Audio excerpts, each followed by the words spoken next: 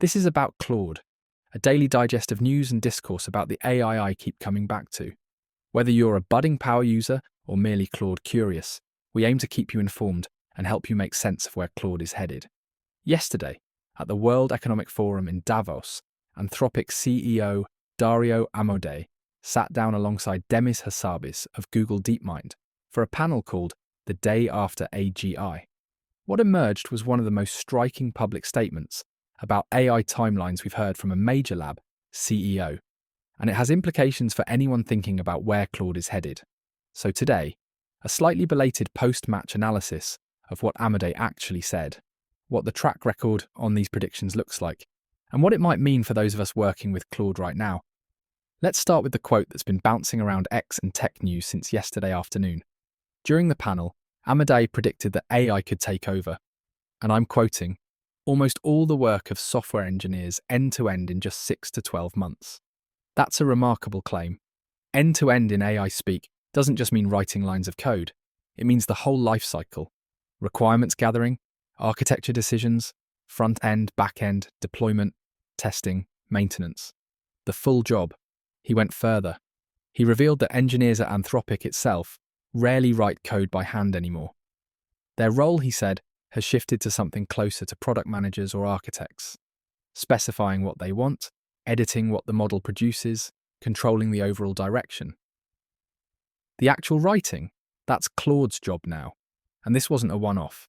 He also reiterated his prediction that by 2026 or 2027, AI models will reach what he called Nobel-level capability in multiple fields. Not just competent, not just helpful. Nobel level. It's worth noting where this was said. Davos is, well, it's Davos. A place where hyperbole is the local currency, and bold predictions play well to an audience of executives and policymakers who want to know whether they should be excited or terrified. But Amodei isn't a typical Davos speaker. Anthropic has positioned itself as the safety-first lab. The adults in the room, relatively speaking. When Dario makes predictions, they tend to carry a certain weight, precisely because the company's brand is built on not being breathless. So when he says software engineering will be automatable in 12 months, it's worth taking seriously. Even if we don't take it literally. Here's the thing. This isn't the first time Amodei has put a number on AI and coding. Back in March 2025, almost 10 months ago now, he told the Council on Foreign Relations that AI would be writing 90% of code within 3 to 6 months. And within 12 months, essentially all of it. That prediction drew sharp reactions at the time. IBM's CEO, Arvind Krishna, publicly disagreed, estimating more like 20 to 30% of code could realistically be AI generated. Developers on forums and X were skeptical. Some called it hype. Some called it inevitable. Most fell somewhere in between. So did it come true? The honest answer is sort of, but not in the way most people interpreted it. There's been a detailed analysis on LessWrong tracking this prediction. The conclusion? At Anthropic itself, on certain teams with generous definitions of what counts as code, the 90% figure is arguably true. If you include scripts that get run once, one-off automations, and code that was at all useful, the fraction written by AI is probably closer to 90% than 50%. But that's not how most people heard the claim. Most people heard 90% of all code, everywhere, written by AI. And that hasn't happened. GitHub's data suggests Copilot contributes around 46% of code in files where it's enabled. A major study by the non-profit METR found that developers using AI tools actually took 19% longer on tasks, though they believed they were faster. The reality is messier than the headline. AI code generation has genuinely changed how many developers work, but essentially all remains aspirational. I'm not raising this to play gotcha with Amodei's predictions. I'm raising it because understanding the gap between prediction and reality helps us calibrate what to expect. When Amodei says 12 months, he might mean something closer to at the frontier, with the best tools. For certain kinds of work, this is where we're headed. That's valuable information. It's just not the same as learn another skill, your job's gone by Christmas. Sitting next to Amodei was Demis Hassabis, CEO of Google DeepMind, the other giant in the room, and his tone was notably different. Hassabis, put AGI at a 50% probability by the end of the decade. Which sounds bullish until you realise that's the same prediction he made last year. He's not accelerating his timeline the way Amodei seems to be.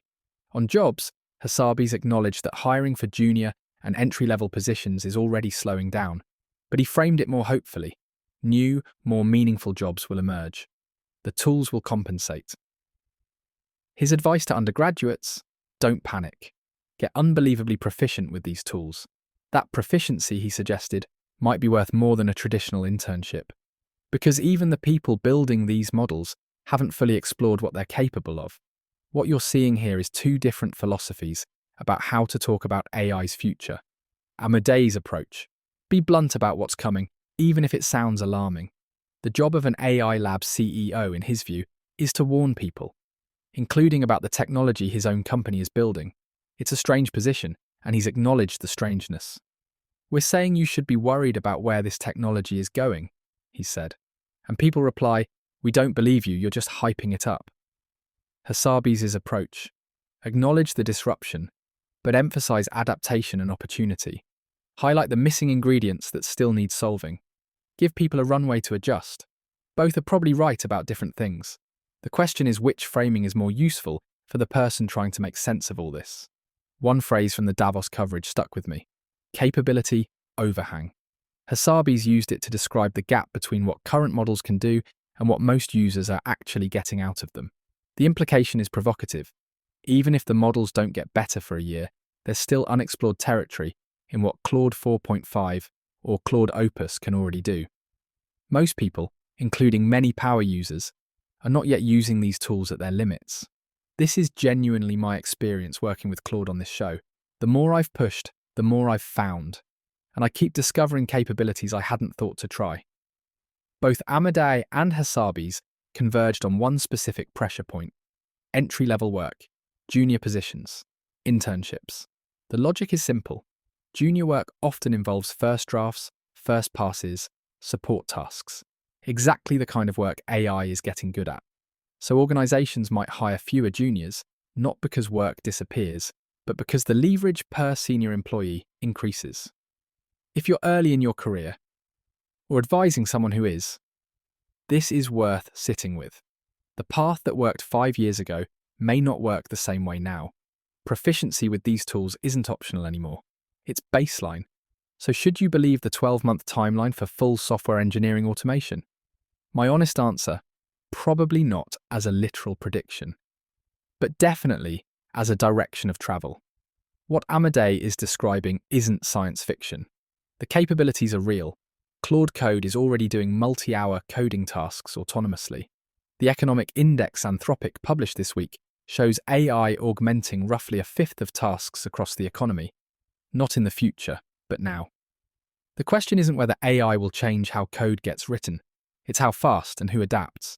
There's one more piece of Amodei's Davos remarks worth flagging. He talked about a cycle that's closing at an accelerating pace. AI writing code, which creates better AI, which writes better code, which creates even better AI. This is the recursive loop that AI researchers have been talking about for years.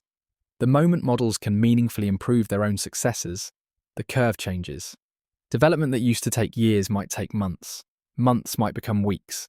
Amodei believes this loop is starting to close. That's what gives him confidence in the Nobel-level timeline.